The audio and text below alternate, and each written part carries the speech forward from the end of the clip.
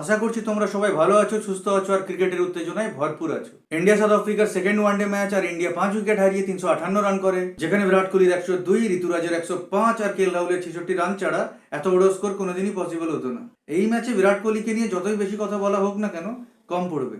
একটা মানুষ কিভাবে লাস্ট 20 ইয়ার্স ধরে একই ফর্ম ধরে রাখতে পারে, এই মানুষটাকে দিন দিন দেখে আরো ইন্সপায়ার হচ্ছি। আবারও একটা সেঞ্চুরি সেকেন্ড ওয়ানডেতে, এই নিয়ে ব্যাক টু ব্যাক এই সিরিজে দুখানা সেঞ্চুরি করলো বিরাট কোহলি। অবাক হচ্ছে যে একটা মানুষ কিভাবে লাস্ট 20 ইয়ার্স ধরে একই ফর্ম, একই ডিটারমিনেশন, একই হার্ডওয়ার্ক, একই প্যাশন ধরে রাখতে পেরেছে। একটা কথায় আছে না, সাকসেস তো সবাই পায়, কিন্তু এই সাকসেসফুলনেসটাকে লাস্ট 20 ইয়ার্স ধরে সবাই মেনটেন করতে পারে না, যেটা বিরাট কোহলি করে দেখালো।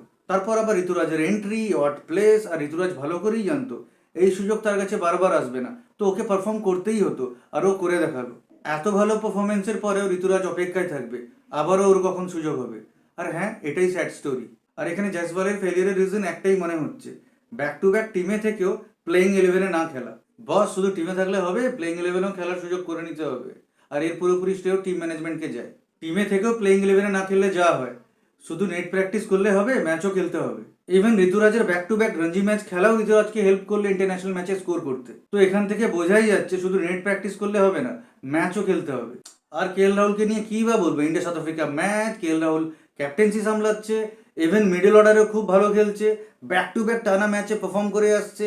এর থেকে ওই মানুষটার কি করতে পারে? Actually he is in good form. আশা করবো নেক্সট আপকামিং সিরিজগুলোতে কে এল রাহুলের এই গুড পারফরমেন্স ইন্ডিয়াকে অনেকগুলো ম্যাচ জিততে হেল্প করবে। আর সাউথ আফ্রিকার batting line up, critical analysing power, better performance আপাতত এই সিরিজে সাউথ আফ্রিকাকে এক এক রাখতে হেল্প করলো। আর এইভাবে যদি সাউথ আফ্রিকা খেলতে থাকে, ফিউচারে এই টিম আনস্টপেবল হয়ে উঠবে। প্রত্যেকটা ইন্টারন্যাশনাল টিমকে সাউথ আফ্রিকার কাছ থেকে শেখা উচিত যে কিভাবে ওয়ার্ল্ডের বেস্ট টিমকে হারানো যায়।